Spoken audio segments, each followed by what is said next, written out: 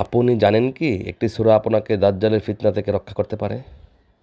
রাসূলুল্লাহ সাল্লাম বলেছেন, যে ব্যক্তি জুমার দিন আল কাহাফ পাঠ করবে তার জন্য 2 জুমার মাঝখানে নূর দান করা হবে।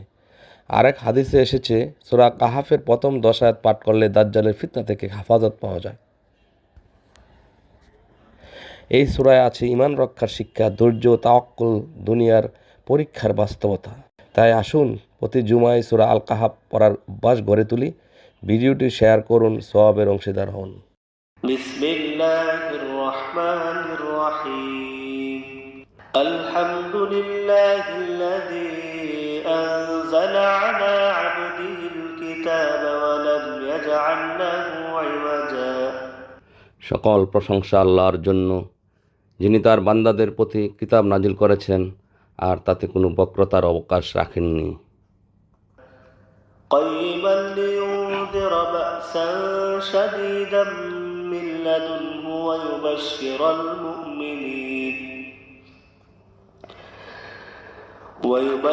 المؤمنين الذين يعملون الصالحات أن لهم أجرا حسنا।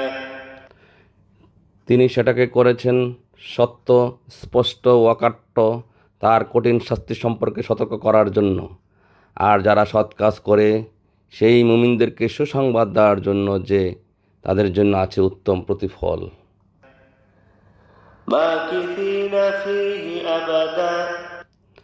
তাতে তারা চিরকাল থাকবে।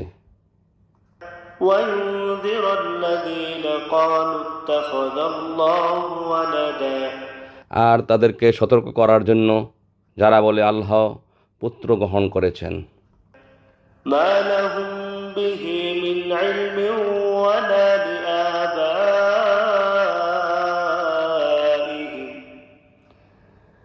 كبرت كلمة تخرج من أفواههم إن يقولون إلا كذبا। এ সম্পর্কে তাদের কোনো জ্ঞান নেই, আর তাদের পিতৃপুরুষদেরও ছিল না। তাদের মুখ থেকে বের হয় বড়ই সাংঘাতিক কথা। তারা যা বলে তা মিথ্যা ছাড়া কিছুই নয়। فلعلك باخع نفسك على آثارهم إن لم يؤمنوا بهذا الحديث أسفا। তারা এ বাণীতে কোরআন বিশ্বাস না করার কারণে মনে হচ্ছে যে, হে নবী, তুমি তার দুঃখে তোমার নিজের জান বিনাশ করে দেবে।